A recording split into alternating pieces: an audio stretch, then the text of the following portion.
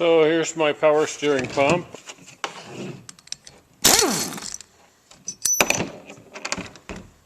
First thing, take off this hose. I don't have the right size socket, but this I think this 7/8 will work.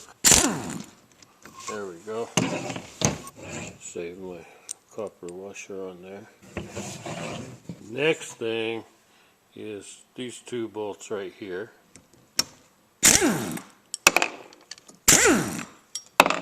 And then this piece comes off. The pressure sensor is a size 19 and it has a spring.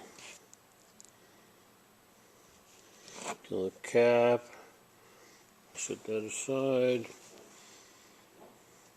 The spring, wide end of the spring is up, the narrow end is down. And there's another part in here. This thing, plunger with a hole in the bottom. Alright, next remove these power steering cover bolts. Okay, and the back cover. And then next there's the cam ring, this thing. Next there is a snap ring. Looks like the snap ring goes right around the edge there. Alright, took me about 20 minutes. I got this little snap ring off. The problem is that I don't have snap ring pliers that small. I had to lock it in the vise. I used the smallest snap ring pliers I have, and then got it opened up a little bit and then pried it out with this little dental tool I have. Next thing is to pull the rotor shaft out.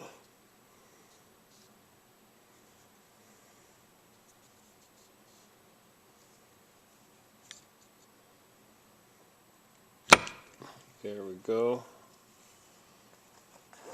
And the oil seal, weird shaped O-ring that goes around the outside here.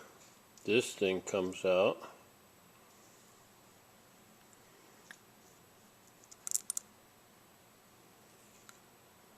And this thing comes out, and it has all these little rectangular pieces in it.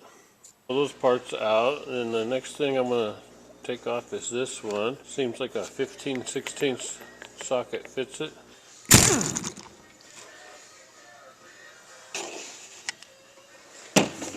Love that air wrench. And that comes out. Got a O-ring, a couple of O-rings on there.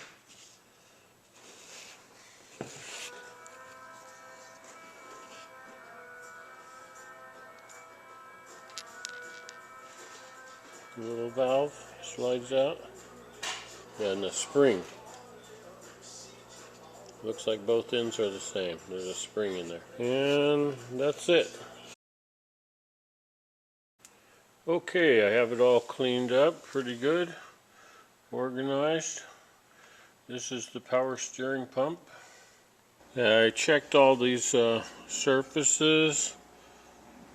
They all look good. I don't see any damage. Look at the inside of this ring. It looks nice and smooth and good.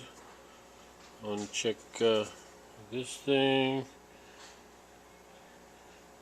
It looks brand new as far as I can tell. Okay, and then I want to check this flow control spring. It should be about 36 millimeters, but definitely no shorter than 33.5 millimeters. Just till it touches there. Looks like it's right at 36.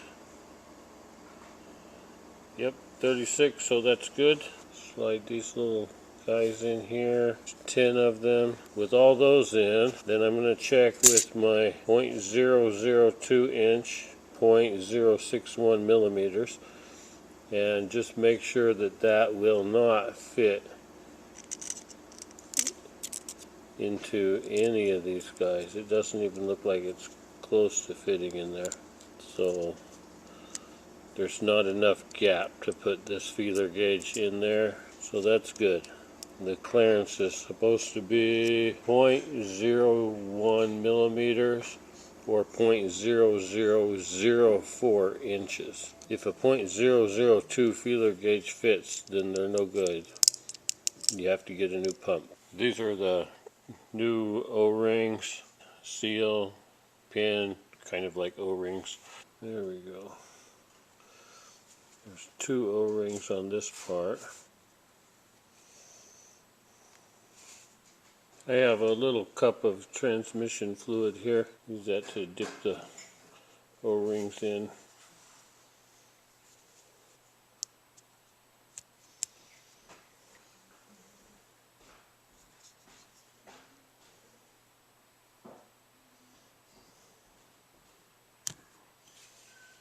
There we go. Glue the spring in.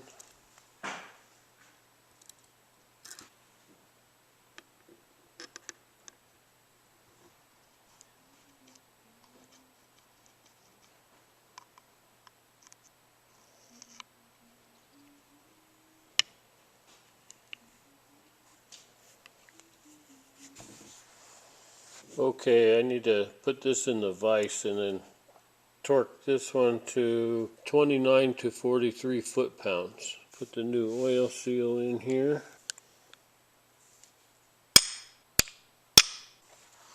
Okay, I got the new oil seal tapped in. Put a little transmission fluid on this.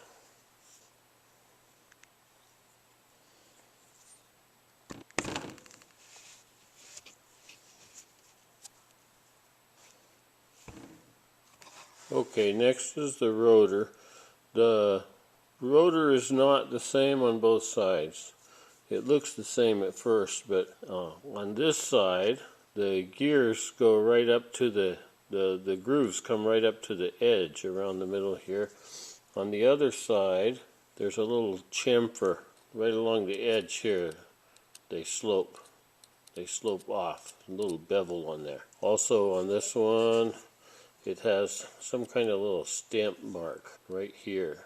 Anyway, this side that has the chamfered edge on it, this side goes up this way. Slides down onto the gears like that. So the chamfered side is up. Alright, then the vanes go in. They also have a slightly rounded side and a flat side. If you look at that, you can kind of feel the edge. This one has a edge on that side, and this side feels a little more rounded. I can see them with a magnifying glass. Okay, so the squared off side goes towards the inside, and the rounded part is on the outside. You got to do that to all 10 of them. Okay, I have all these put in now. I had to use my magnifying glass on each one to figure out which side is the rounded side that goes out. Weird shaped O-rings on them.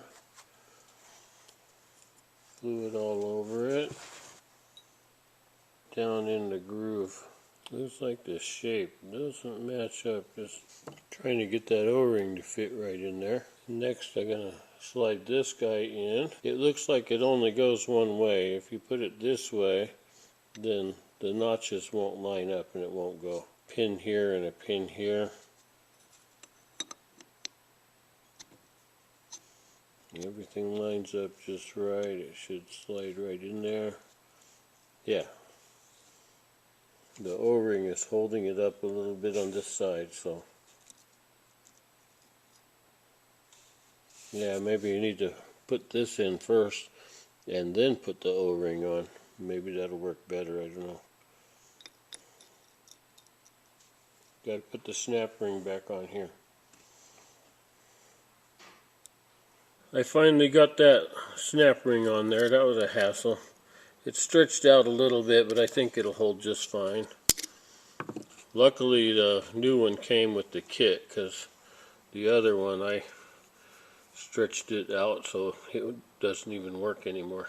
Okay, now I want to make sure this fits all the way down on that O-ring. If I look at this side, everything is pretty level all the way across. Then I'll set this O-ring in here. It doesn't fit that great. This top piece goes right on here. I will just put these bolts in here. It fits down properly on that O-ring. I see I have a gap, a big gap there, so I think it's on there pretty good. Alright, I'll just tighten these up and then recheck it. I had to take them out and then redo it again. I think I have it now. These O-rings were giving me troubles. I'm going to tighten these guys up to 20 Newton meters. After I got these bolts tightened up, I tried turning this, and it's super hard to turn. So I'm going to pull these bolts back out and see if I have something messed up. I mean, it's stiff because it's got a new oil seal, but otherwise it's turning free. The O-rings that came in the repair kit just don't fit very well. Thinking of just using one of the old ones. The old ones are squished a little bit, but they seem fine. If you compare them with the new ones, you can see they're a little bit off. Now I tried it again, and as soon as I tighten it up, it gets really tight. And I think what's going on is my O-ring, or my snap ring is stretched out a little bit, and it's not. This little shaft needs to go down into the groove just a hair farther. I'm going to see if I can squeeze that snap ring and get that to slide in. Okay, I have that snap ring slid all the way down so that it is just below the level of the top of this rotor thing. The snap ring kind of slides down into that a little bit. Let me put it back together and see how it works. Okay, I have it back together. It's still kind of stiff, but it turns.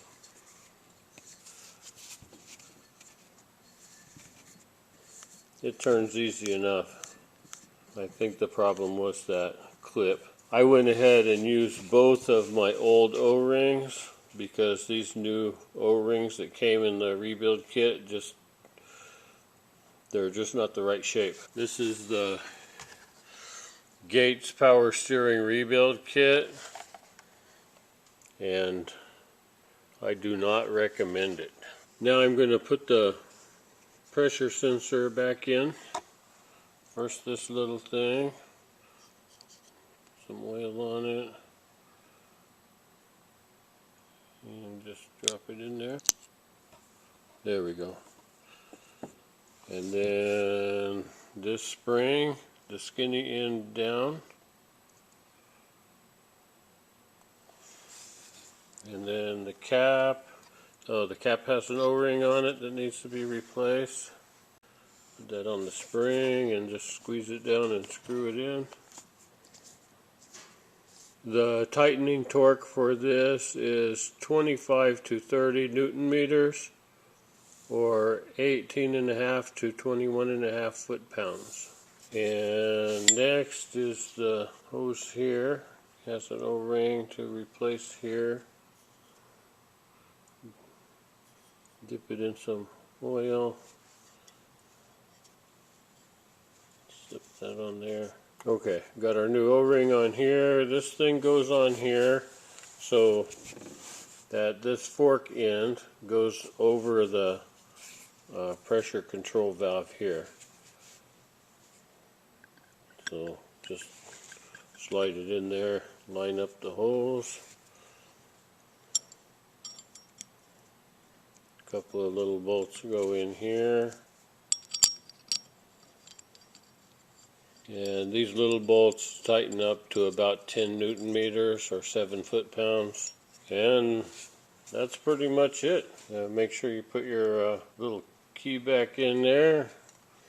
And slide the pulley on, put the split washer on there, and then put the nut on there and then tighten that up. I don't bother torquing that, I just use my air tool to, my air impact wrench to tighten it up a little bit. So I've got a power steering pump ready to go. That's it.